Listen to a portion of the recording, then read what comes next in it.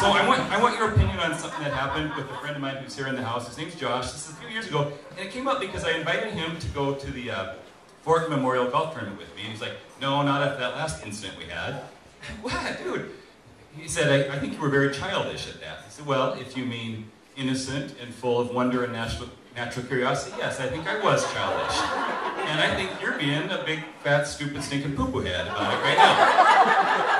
So what happened, the best I can factually remember, he calls up, and Josh is a financial planner. He's one of these guys that has an ad about this big in the paper, and only about this much of it is his head. Because he wants to make things about the client. That's who's important. He doesn't want the focus to be on him.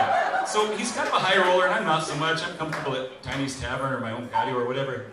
He's like, he calls me the day before this tournament. I'm playing with this attorney downtown who's also a congressman, and I need a couple guys to play. I'm like, so that's tomorrow? Yep. So can you make it? So how many people did you call before you got to me?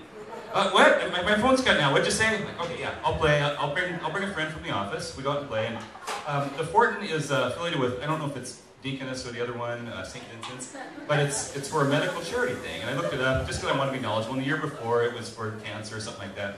So we get out there.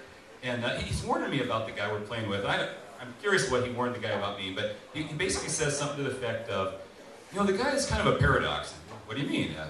Well, he's really active in his church, and you know, he's always telling other people what they should do and all this stuff, but you know, he's been caught cheating on his wife a couple times, and he's just not really loyal or considerate to anybody but himself.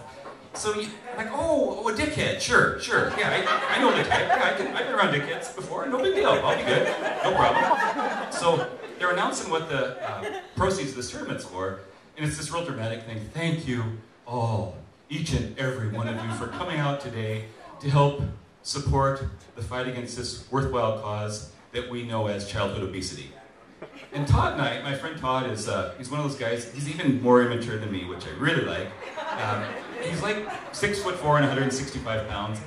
And we're like, I missed the news last night, but did they cure cancer and leukemia and everything else? And so the whole time we're playing, the guy had never played at YCC before, and he's asking, how does this whole go? Oh yeah, you need to be a little right of the sand trap. So seriously, what in the hell are they? Childhood obesity? The cure for that is lack of food. This isn't like where the Red Cross is trying to get stuff into Rwanda that the dictator won't let in and have to drop it from a helicopter. Are they filling gunny sacks with air, drop it into a playground full of fat kids? Here, kids, have that.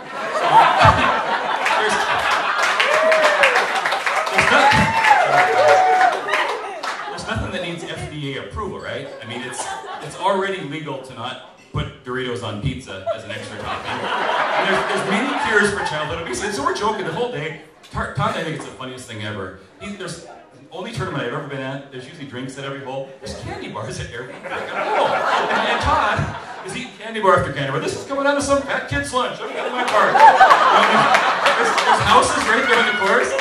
You see, there's kids playing basketball. I'm like, oh look, there's not one fat bastard among them. The fight is really paying off. We're doing something worthwhile. And so I'm making fun. I just can't help myself. I'm like, okay, what sick human being picks this as the big disease? I mean, she obviously doesn't understand leukemia or MS or anything else. It's some socialite woman going, you know, I just think leukemia is so last year, and it's hard to spell on letterhead. I think childhood obesity, you know, I think if fat kids could feel better about themselves, they might believe that they're not that fat. So we get into Clubhouse, and the guy is like, he's pissed at us by then. You're really something. Thank you. So we meet his wife, and he says, where's Buster? I'm like, oh, did you bring a dog out here? No. Buster's the kid. Comes out of the bathroom. Chocolate everywhere. Fattest little bastard you've ever seen. Oh. So I'm trying to go right at the problem. Gosh, there is an elephant in the room. I understand that. And I'm like, oh no, I'm not calling Buster the elephant. And elephants are really smart, good animals. They mate for life. And I'm giving all this Animal Planet stuff on elephants. No, if I was trying to insult Buster, I would have called him like a sow or a hippo or a Remax agent or something like that.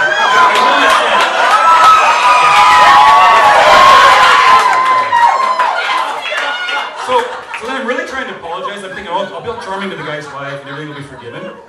So I'm like, I want you to know I'm not making fun of kids with weight problems, because none of us are perfect, we'll have problems. I'm making fun of someone stupid enough to pick this as the charity. So guess who put the charity on? Guess who organized the charity? Yeah, the lady right there. She was not a nice socialite. I took a fake phone call and left.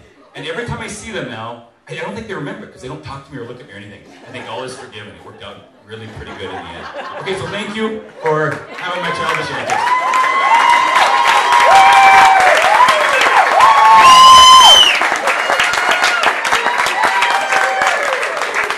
Ladies and gentlemen, one more time for Mark Dawson, please.